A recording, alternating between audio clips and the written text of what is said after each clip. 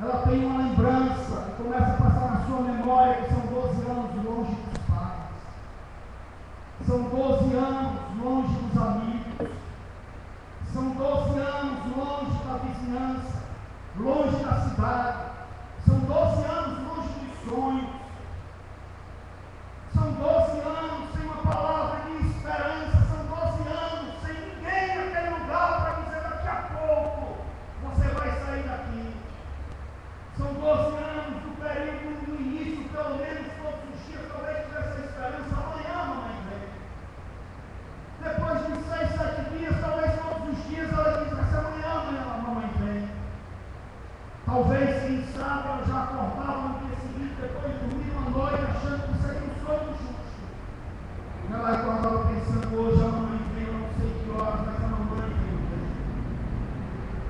E depois de 12 anos, na trajetória dessa caminhada, vivendo só como se está nos solos, vivendo só, como diz a palavra, desesperados, por rejeitados, vivendo só com quem a sociedade condena, com quem a sociedade maltrata, com quem a sociedade humilha, com quem a sociedade afasta, com quem a sociedade repudia e espanta. A esperança de ver a mãe foi passando. No lugar dela ir revivendo, dela ir brilhando com o passar dos anos, ela foi ofuscando dentro dela e foi morrendo. A esperança de ver quem ela tinha visto como amiga na escola aos 12 anos de idade, antes de entrar naquela miséria daquele arraial, ela acaba. A esperança que ela tinha dos sonhos dela, 12 anos de idade ainda, casa de bonecas, quem sabe uma conversa com as amigas da escola, falando acerca dos garotos bonitos que elas estão achando, ou supostamente o coração abalado, porque está apaixonado por aquele garoto, isso tudo acabou, não teve tempo mais para isso. A esperança dela foi roubada, foi arrancada dela. Os sonhos foram arrancados dela. E quando tudo isso acontece, ela olha para aquele que é cego, ela olha para aquele que é aleijado, ela olha para aquele que é leproso, ela olha para aquele que tem por certo e a convicção de direito que a sociedade dava, que era um defunto na terra, esperava a hora do enterro. E ela diz, eu sou igual a eles. Ela começa a se comparar com eles, porque ela não vê mais motivos para sorrir. Imagine um cadáver na terra. Imagine 12 anos de sangramento ininterruptos. Imagine um zumbi. Amarelo, só o couro e o osso, como a gente diz. Sem muita força. Mas no corpo. Ela começa a acreditar que ela nasceu para aquilo, que o destino a levou aquilo. A sociedade já não aparece mais na mente dela, como era o protagonizador geral do início da sua história. Aparece como vilão, mas ele está tão estampado, porque o que tinha, que dava vida a ela, já não existe mais. Porque Israel não aceita nada anormal. Tudo que fosse anormal, Israel lançava fora. E alguém pode dizer, mas espera aí, pregador. A Bíblia fala de cegos na cidade. A Bíblia fala de paralíticos na cidade. A Bíblia fala de leprosos na cidade. Existia uma credencial dada, vamos expor assim, pela prefeitura da cidade. O nome dessa credencial era um salvo-induto. E esse salvo-induto dava direito sim ao leproso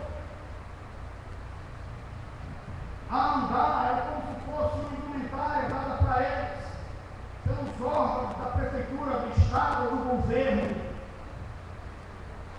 E o leproso andava com uma placa, e nela era estabelecida que ele era leproso.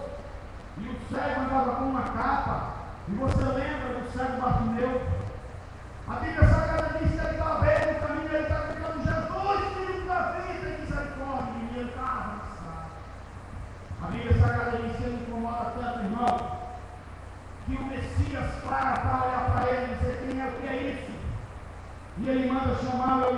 diz: ei, segue, ei, rapaz, o mestre está te chamando, Jesus está te chamando, porque ele ouviu que ele passaria por ali.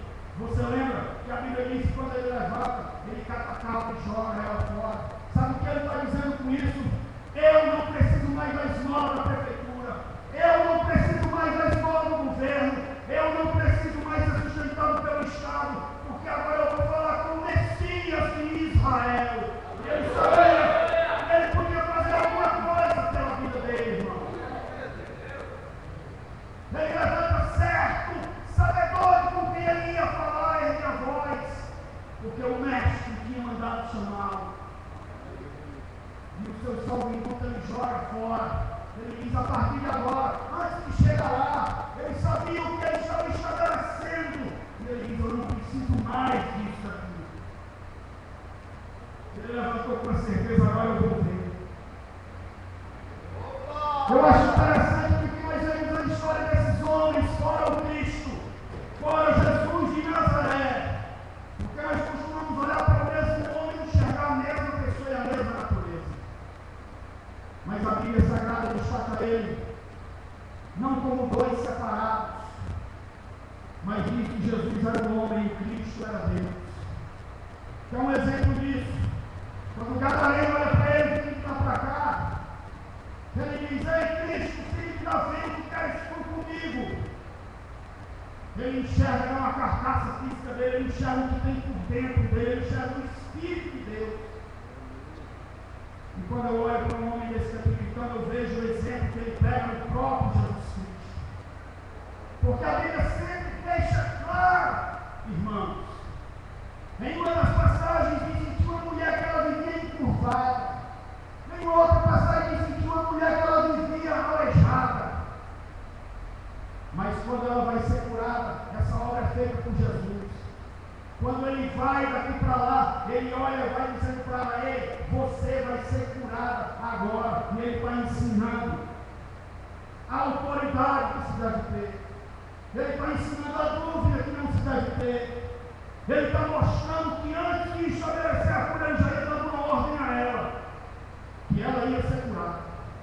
Ele está estabelecendo ao diabo: hoje é o teu último dia de vida dentro desse corpo. Ele está dizendo ao diabo: hoje é o teu último dia de vida dentro desse problema. Porque ele sai com autoridade, não porque ele era Deus, mas porque ele queria mostrar para mim e para você que o que ele nos deu é exatamente isso e nada diferente do que ele está falando. É por isso que quando o cego se levanta, ele desata a capa do pescoço e ele joga ela fora. Ele vai com uma convicção tão grande do que ele já ouvia falar, ou ter ouvido falar acerca do Nazareno, que ele diz: agora eu vou falar com o Messias de Israel. Eu não dependo mais de nada físico.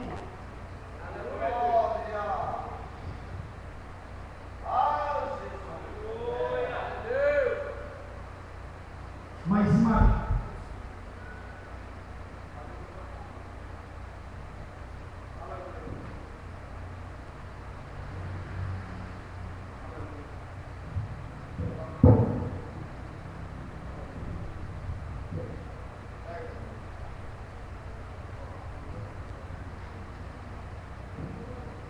Aleluia.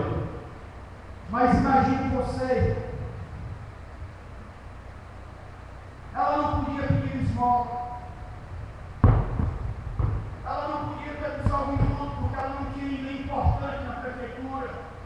Ela não tinha nenhuma influência, ela não tinha nenhum peixe, como nós chamamos na nossa época, para arranjar para ela uma credencial, para andar para onde ela quisesse. Ela não tinha quem fosse por ela. Ela não tinha como fazer isso.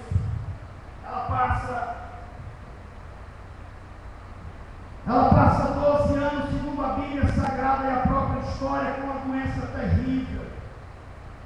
Essa doença era para tê-la matado. Essa doença era para ter acabado com ela literalmente, porque o ser humano tem aproximadamente 6 litros de sangue no seu corpo. Quando alguém sofre um acidente, ele derrama muito sangue. Pelo menos dito ou pensado por nós dizemos: ele perdeu muito sangue. A medicina diz: ele perdeu muito sangue. Imagine 12 anos sem cessar perdendo sangue. Aquela mulher era para ter morrido, há muito tempo, era uma hemorragia séria, era um câncer da época. Não tinha cura. Ninguém encontrava, ninguém sabia como, quando, nem onde. Eu me lembro, irmão, que a primeira vez que eu tive noção e consciência do medo foi quando o médico disse para mim que meu pai estava com câncer. Ele olhou os exames que tinham sido feitos, os últimos, depois de outra cirurgia, para ver se combatia o câncer que já tinha passado por filho. E ele disse: não tem jeito. A pior criatura que um câncer pode produzir do seu pai. Naquele dia, a primeira coisa que eu disse para ele, antes de me entregar, foi dizer: doutor, meu pai ainda tem alguma coisa que dá para a gente vender. Disse para ele a quantia de quanto ainda dava para gastar, ficando só com uma casa.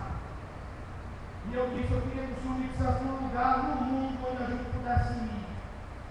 E eu levar tudo para a gente para curá-lo. E ele disse: infelizmente, meu pai morreu do mesmo mal. E nós não encontramos nada no planeta que a medicina pudesse fazer.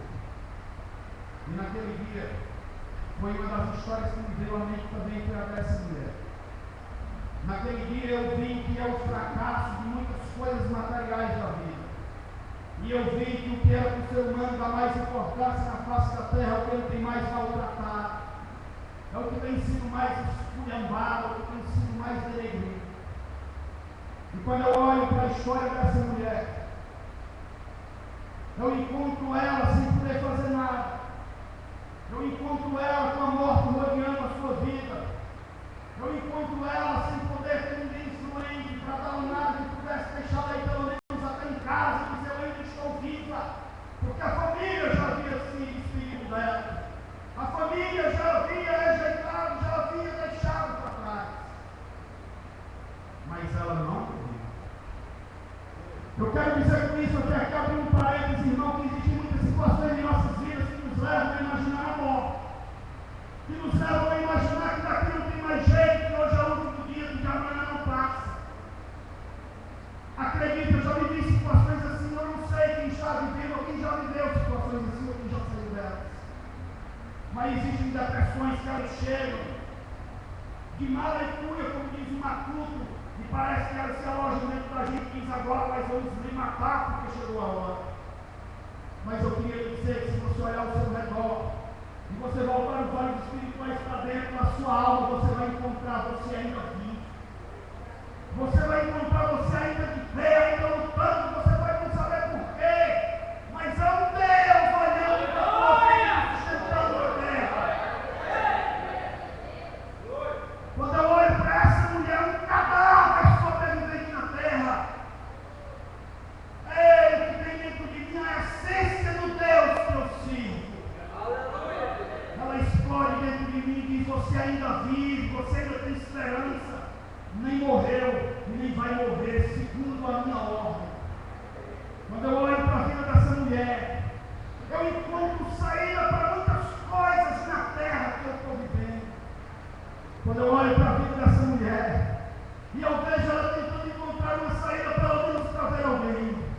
Eu vejo alguns loucos que vão para aquele lugar desesperados, sem esperança, olhar para ela e debocharem da cara dela. E quando eu vejo ela ainda viva, no estado que ela está, depois de 12 anos sangrando sem parar, eu olho para a minha vida e eu digo: ainda tem jeito, porque Deus, Ele é comigo.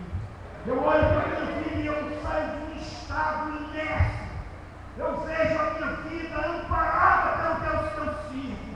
Eu saio de um estado que às vezes eu não encontro, de olhar para um lado e para o outro, e eu encontrar Deus perto de mim, e bate um desespero, eu digo: Deus, por que está acontecendo isso?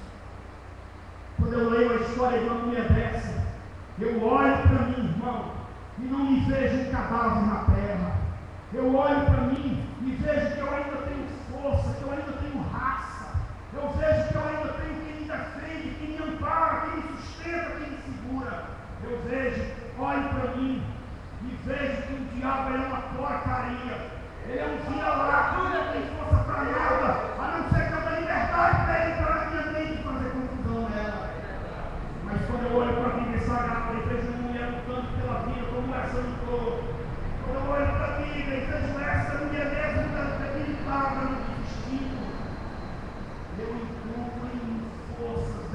meu Deus, para andar mais uns dias na presença dEle. Entenda que quando eu pensar mais uma vez que eu estiver fraco, Ele se manifesta nas palavras de Paulo e diz: é assim que eu gosto. Porque na tua fraqueza eu tenho expansão da minha alma na tua vida. Na tua fraqueza eu aperfeiçoo o que eu tenho de melhor. Que é o teu poder. Ei, você é um ser humano na terra que a sociedade pode olhar para você e não dá nada. Você é um ser humano que pisa nessa terra. Terra de gigantes. Geração Coca-Cola que nunca deixou de existir desde quando foi dita na propaganda.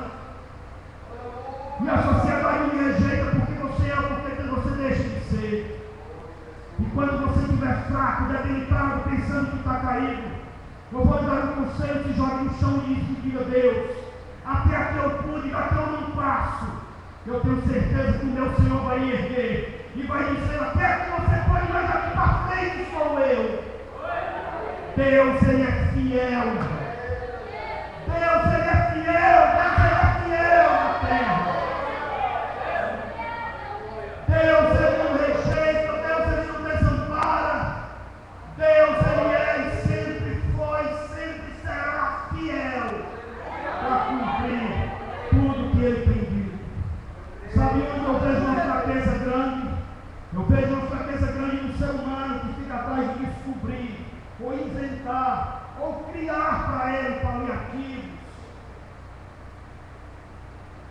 para deixá-lo na zona de conforto, para não assumir culpas, para não encarar erros. E no lugar dele se achegar com isso, ele se afasta. E o afastamento, tudo tem culpa, menos ele. No afastamento, tudo está errado, menos ele. Só ele que está certo. Meu Deus! Mas a Bíblia Sagrada diz, na história dessa mulher que eu li,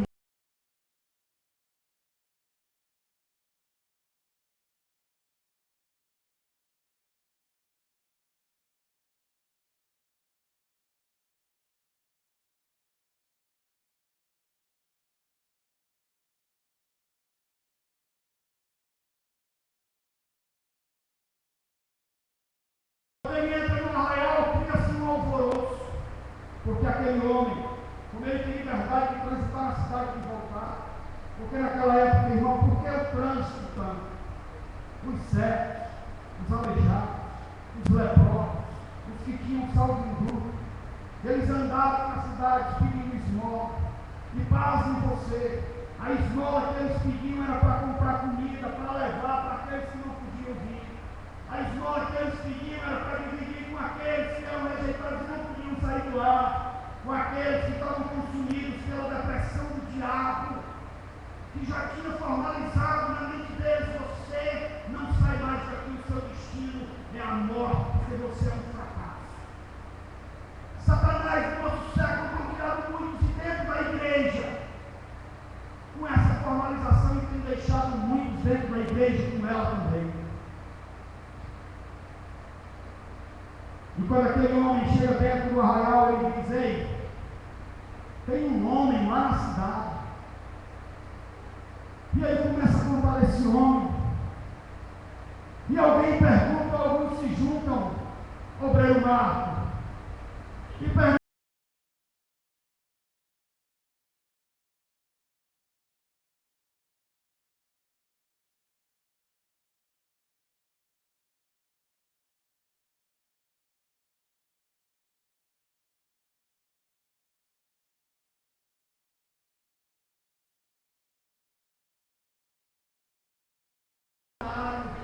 a gente se sente não mais vencido pelo tempo, não mais vencido pela doença, mas nós nos sentimos de pé, nós nos sentimos erguidos quando o olhar dele penetra o nosso olhar. Quando as palavras dele entram nos nossos ouvidos, eu ouvi ele falar em algo suave. Você que é leproso se sente curado, você que é cego se sente enxergando. Você que não tem mais esperança, você se sente estabelecido na terra como nunca esteve antes. Mas a história dessa mulher me deixa perceber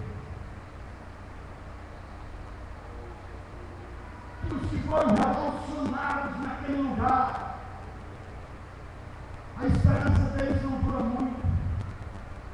A esperança deles não passa muito tempo. Aquele homem, quando está falando, ele não tinha muitos recursos para falar de Jesus. Ele não tinha muita coisa para dizer acerca do Mestre. Ele não tinha muitos recursos para falar acerca daquele que fazia milagres. Ele não tinha muitos recursos para dizer, mas o povo que ele disse toca a alma. Sabe o que eu quero dizer com isso, irmão? Deus te trouxe aqui hoje para sacudir a tua fé. Nem tudo está acabado. Ele está aqui nessa noite sobre a terra. Só depende de você. Sabe por que depende de você? Lendo a história dessa mulher e algumas outras histórias da Bíblia Sagrada. A fé ela é estabelecida, estampada, e ela é vista pelos demais quando nós tomamos uma atitude. Foi Tiago que disse: a fé, Senhor, mas ela é morta, não tem cara, um sentimento que não é. Ela é uma atitude tomada. Foi Deus quem estabeleceu isso em Abraão, e muitos poucos entendem quando ele disse a Abraão: deixa eu ver o tamanho da tua coragem, rapaz. Tu não é do lugar de sair daqui e vai para o lugar que eu ainda vou te mostrar. E sem questionamento, Abraão fez Deus dizer dias depois: pai na fé. Não perguntou para onde, nem se tinha comida, nem se tinha água, nem se era deserto, nem campina, nem vale, nem monte. A fé não é estabelecida como sentimento, ela nunca foi sentimento, ela nunca vai ser sentimento.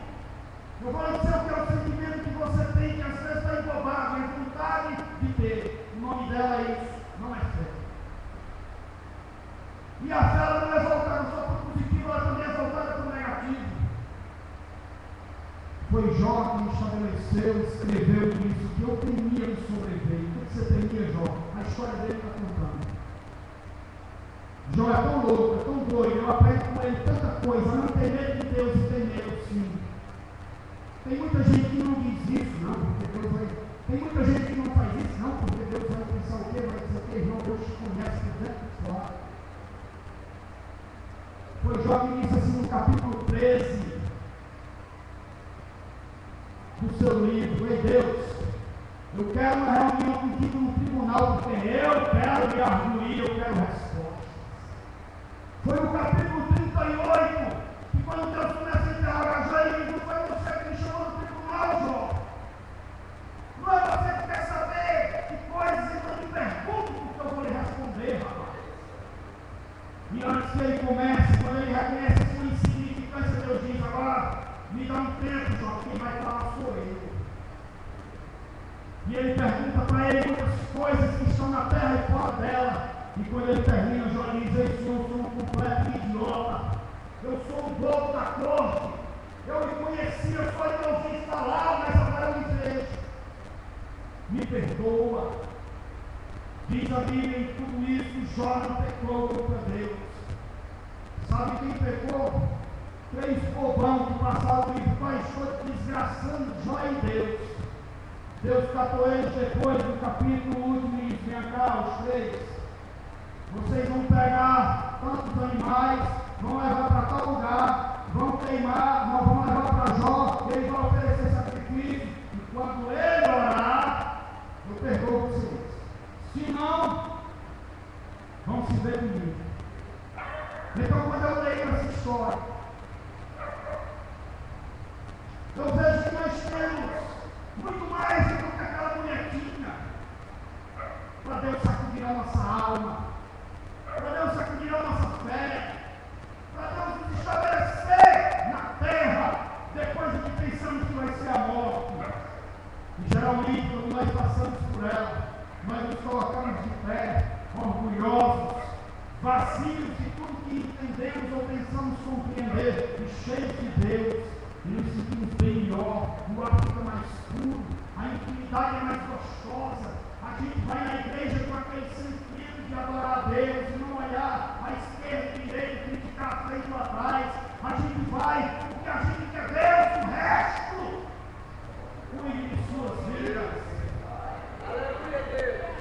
Eu quero dizer, se você não depende do obreiro Marco, evangelista Juninho, um pouco do obreiro Fábio para adorar a Deus, e nem de você e de mim, e eu também, e nem vice-versa também. É por isso que nós vamos na igreja, e nós devemos dar culto a Deus e não esperar de Deus o culto, porque nós vamos cultuá-lo. Eu nunca ouvi falar que nós vamos para a igreja assistir culto dado por ele. Eu quero lhe dizer, meu filho, que quando tem 2 ou 3 amigos na presença dele, ele desce e assiste o culto para ele. É Deus que desce a terra, está em nós e assistir o que ele também para ele. E o que você tem para oferecer para Deus? Quando a notícia é dada, nós conhecemos a história de Jó.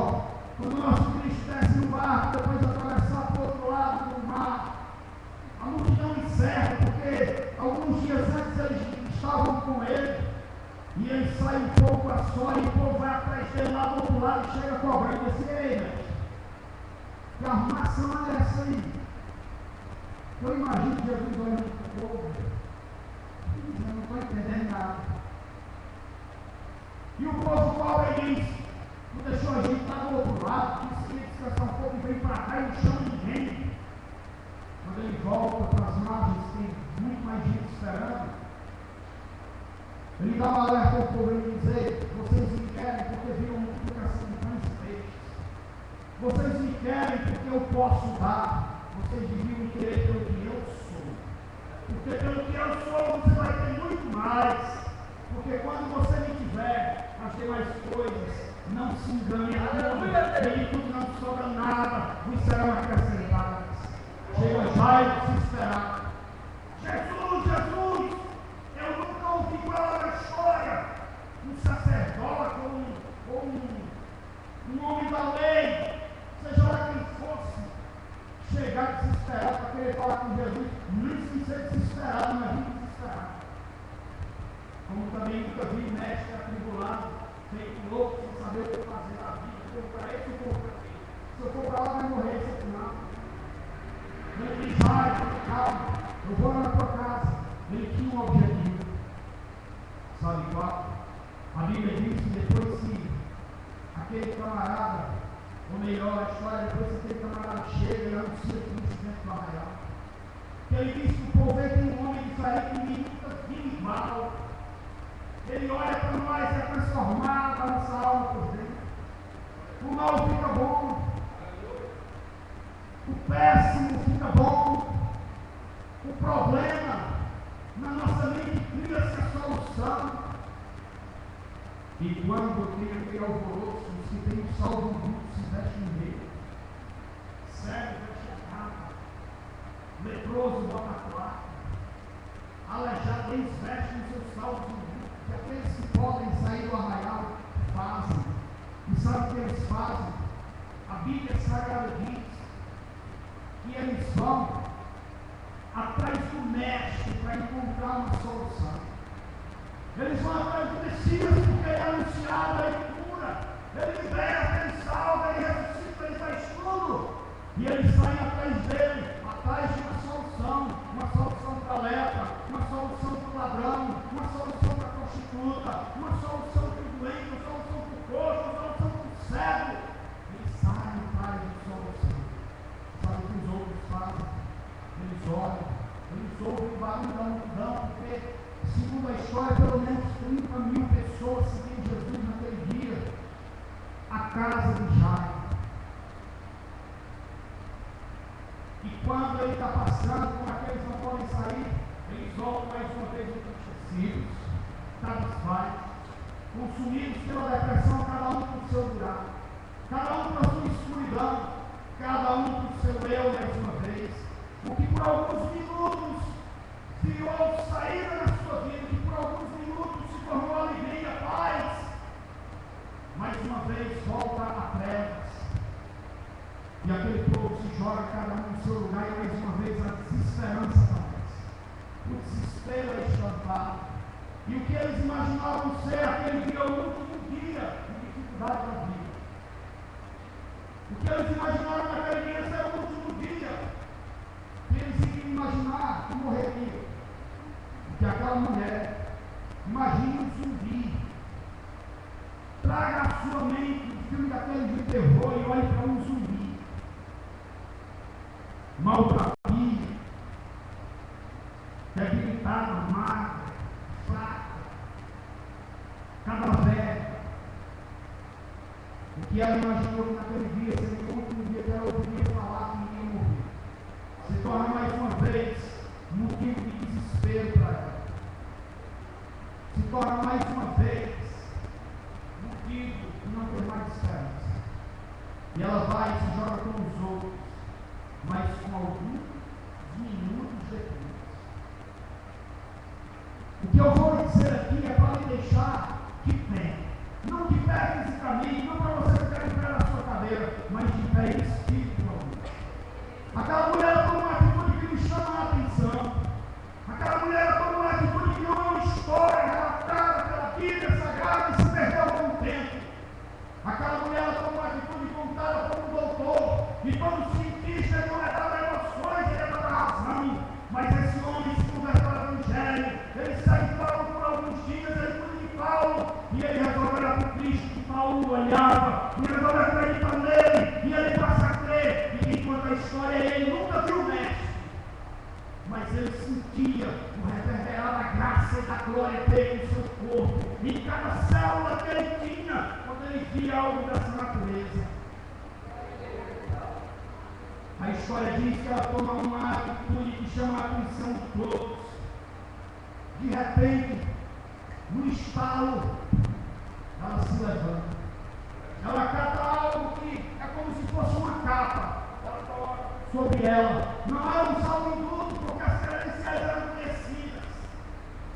Mas ela cata uma capa e coloca sobre ela e fica na redor dela para dizer assim, Marco, para onde é que você vai? E ela diz, eu vou muito longe. Você está louca, a sociedade vai ir matar se viver lá fora. Você está anêmica, você está debilitada, você está fraca, você não consegue andar. Eles vão me matar lá fora, sabe o que ela responde?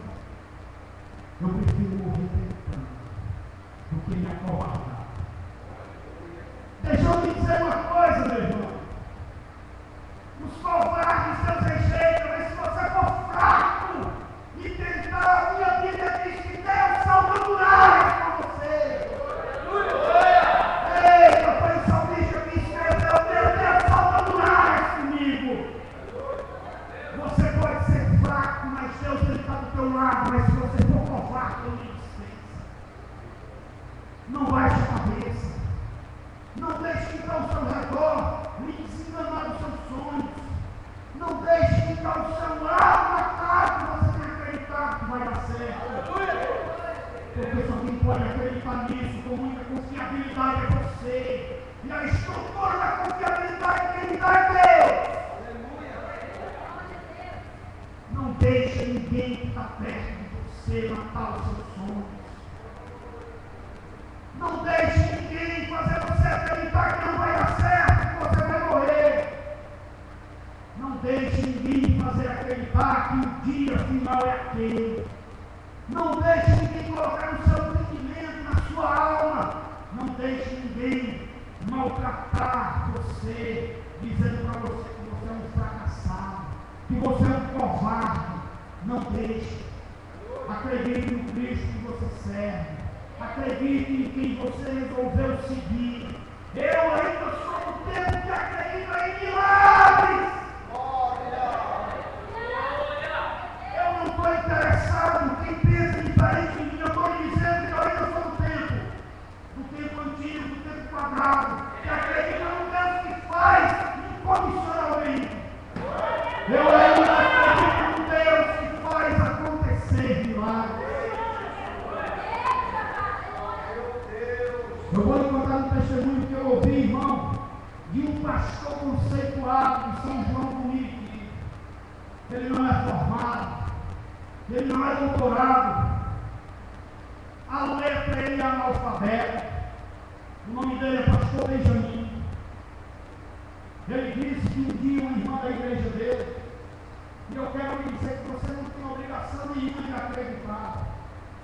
Eu acredito por nós dois. E como um milagre por nós dois também. Mas eu disse uma irmã da igreja dele um dia, Marcos, morava na favela, e ela deixou as 5 crianças dela em casa. E ela foi para a oração. E quando ela viu a oração, ela ia chegando em casa, tinha um tumulto na porta da casa dela muito grande, já tinha paramédicos, muita gente, ela se afligiu com aquilo quando ela chegou. Já tinha levado as crianças dela para o hospital, ela correu para lá e o que aconteceu? O filho mais velho, 12 anos de idade, viu um pote com um pó vermelho e pensou que era suco de morango, fez para ele e os irmãos. E o açúcar matou o gosto do veneno e eles beberam. E até que o mais velho ainda teve a iniciativa de correr para chamar o vizinho, mas ele caiu, não resistiu. E o fato é que o médico do lado dele, que atestou o laudo do óbito de todas as 5 crianças, ela chegou no hospital e eles estavam no necrotério, nas festas. E ela foi olhar as crianças dela, e por um vacilo do enfermeiro que se distraiu para conversar com alguém, ela entrou dentro do necrotério e fechou a porta, passou o ferrolho na porta. E ela começou a chorar. E no choro dela, ela olhou para cima e disse: Deus, eu estava orando, Senhor. Eu não estava na prostituição. Eu não estava atrás de roubar. Eu não estava enganando, eu não estava mentindo. Ela olha para cima e diz: Deus, eu estava orando. Quando eu me contou esse testemunho, eu chorei, parecia um menino. Eu estava orando. E ela disse que chorando, passava no rosto, na lágrima, e passa no rosto do filho dela. E quando ela passa a lágrima no rosto do filho dela, que ela vira e vai andando para o outro, ele faz mate. E quando ela olha, o menino está vivo. E ela cata a lágrima e começa a dizer: Deus, eu estava orando por esse também. Eu estava orando por esse também. Ei, irmão, o médico está chorando pela velha, pelas crianças. Eles ultrapassaram, eles ressuscitam, eles vivem, eles estão vivos, ela é viva, nós estamos vivos, como testemunho. Deus é fiel. Deus é fiel.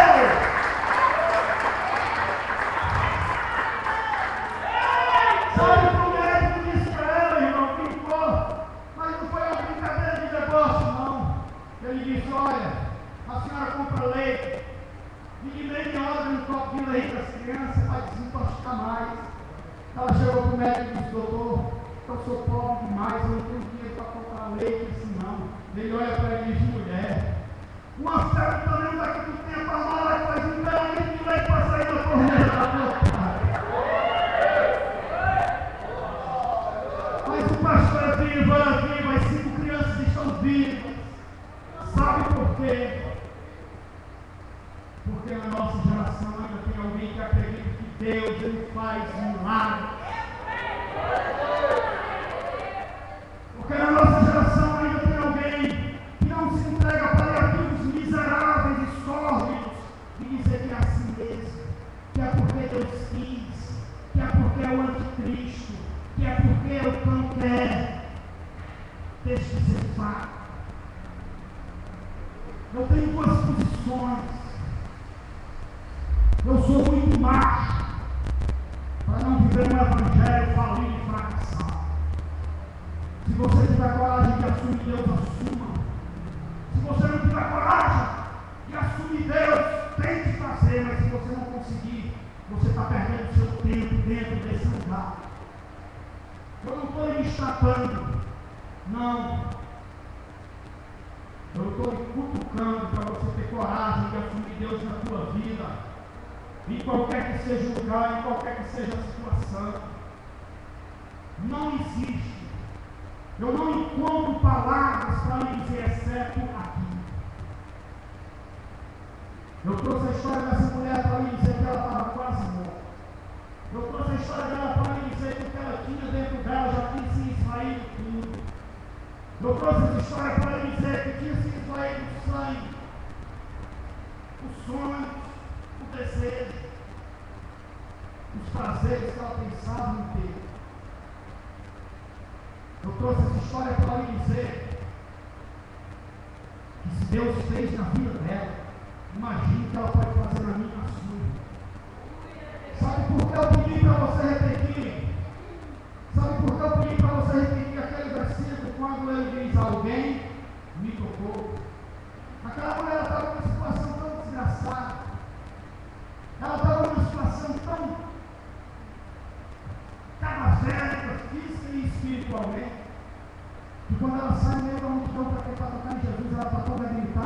A história diz que ela caiu 8 vezes no meio do caminho, porque tem pessoas para ela atravessar para chegar no meio. Mas aqui fala em convicção, fala em perseverança, fala em otimismo, fala em garra, fala em força. Aqui fala, não que ela estava forte, mas fala que ela estava tentando vencer a sua fraqueza. Ela estava tentando vencer o que por muitos anos fez se acreditar que ela ia morrer.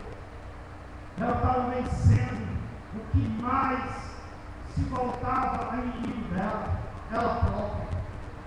E quando ela leva pelo menos 8 quedas na trajetória, que ela chega perto do mestre, você sabe como é o nome dela? A Bíblia não diz, a história não diz. Ela era uma anônima. Ela era uma anônima. Eu não sei se Lucas não escreveu o nome dela porque não sabia, ou porque ela própria já tinha se achado tão desgraçada que ela se intitulava como ninguém. Quem é você, ninguém? Eu não sou mais ninguém. A vida dela é estabelecida quando ela coloca no mestre, ela vai sair, porque a história diz que ela tem medo. A Bíblia diz que o próprio Cristo procurou e ela sempre não quis porque ela tem medo de se manifestar. E quando ela está saindo, ele escuta ele dizer: alguém me tocou. Você acha que ele disse que alguém tocou nela, por acaso? Você acha que ele disse que alguém tocou nela porque ele não tinha mais outra coisa para dizer? Você acha que ele falou baixo diante de uma multidão tremenda de milhões de pessoas? Você acha que ele não sabia que ele precisava fazer reviver e ressuscitar a alma dela naquele dia que estava morta, que estava matada pelo diabo pelas consequências das intempéries da vida? Você acha que Deus não sabe que dentro do nosso meio tem pessoas que têm vivido de aparência? Você acha que dentro do nosso meio, nosso Deus não sabe que tem pessoas que têm vivido uma vida por fora e outra por dentro? Você acha que meu Deus não me conhece? É por isso que ele estabeleceu uma palavra dessa, é por isso que ele grita no meio da multidão: alguém me tocou!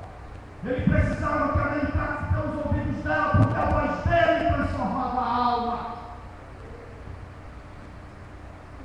E quando ela ouve dizer alguém, ela lembra pelo menos do período de 12 anos que ela nunca foi bem tratada, que ela nunca foi bem vista, que ela era uma rejeitada, que a família desprezou, que tudo de ruim aconteceu, mas quando ela ouve aquela palavra e diz: eu sou alguém, ela levanta com a alma lapidada, transformada, o espírito polido, e na presença do mestre ela diz: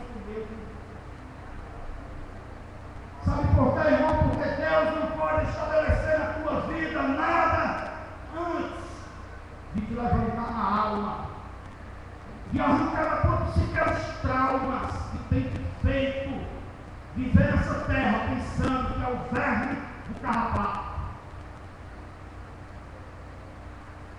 É por isso que a sessão luta é grande, é por isso que é difícil, é por isso que demora, é por isso que demora muitas vezes. É porque Deus tem que primeiro te colocar em pé, tem que primeiro ouvir você dizer, batendo no peito: eu sou alguém. É por isso que Deus tem que ouvir você dizer na presença de homens e na presença dele: eu sei a quem eu sirvo, mesmo em meio a dificuldades, mesmo em meio a males revoltos. Deus tem que primeiro levantar você, colocar em pé espiritualmente. Tem muitas pessoas que você não precisa mentir para ninguém. Você não precisa mentir para o pastor, você não precisa mentir para mim, você não precisa mentir para alguns, você precisa deixar de mentir para você. Você precisa sair desse culto hoje dizendo assim: a partir de hoje, o meu passado fica lá no vale, onde eu vivi durante algum tempo, no vale dos rejeitados, não porque a sociedade está te rejeitando, mas porque você, por traumas complexos, tem se rejeitado.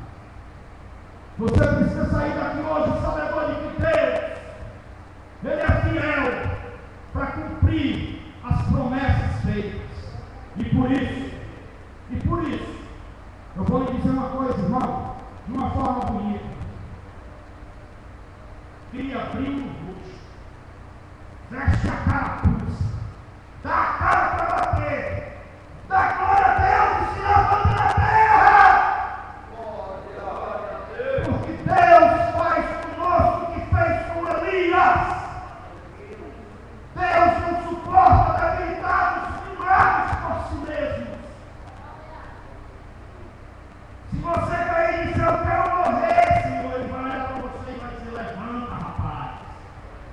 encosta para você, mas enxerga o futuro. Anda, porque tem 40 dias ainda para frente para mim começar a trabalhar na tua vida.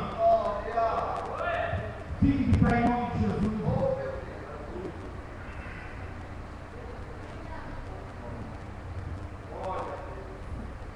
Curva sua cabeça, feche seus olhos. Eu quero apenas fazer uma oração. Eterno Deus, eu quero lhe pedir nessa noite, Senhor, para o Senhor estabelecer na vida de alguns aqui dentro limites, meu Pai. Limites. Não para acreditar no Senhor, porque isso é sem limite. Mas limites, Deus, para olhar onde eles estão e o que já fizeram. Para parar. Para ter coragem, alguns de voltar. E alguns, meu Deus, que bateram a poeira, levantaram a cabeça e seguiram em frente de cabeça erguida, porque não foram feitos para a derrota. Não foram feitos, meu Deus, para viver cabisbaixo na terra. Não foram feitos para serem acusados por Satanás. Não foram feitos para serem acusados, meu Deus, pelos arraiais da vida. Não foram feitos, meu Deus, para viver abaixo da média na terra dos viventes. Eu queria que o Senhor criasse um limite nessa noite na vida de alguns, para eles enxergarem no Éden aquilo que o Senhor disse: a terra é de vocês. Façam o que quiserem, porque o reino é de vocês. E a partir do momento que o teu Espírito conseguir trabalhar nessa alma, nessa vida, conseguir estabelecer nessa vida um propósito contigo, o Senhor, meu Deus, mostre para ele, mostre para ela que o Senhor não fica devendo nada para ninguém, para quem faz um propósito sério com o Senhor. Deus faz isso nessa noite, meu Pai. Não deixa ninguém sair daqui com dúvida, não deixa ninguém sair daqui, meu Deus, pensando diferente. E eu, na autoridade do seu nome, por alguns que talvez pensem que não tem mais força para isso, mas tem. Repreendo todo espírito do diabo que queira arrebatar a palavra e o que esse crente está querendo ser aqui para frente, em nome de Jesus Cristo. Amém? Irmão, olha aqui para mim. Cadê a Sério? Sério? Pode vir. Vocês estão pensando em escapar da oferta? Eu passei o horário para a gente escapar não. E eu vou ser sincero, me desculpe, mas eu tive que entregar tudo.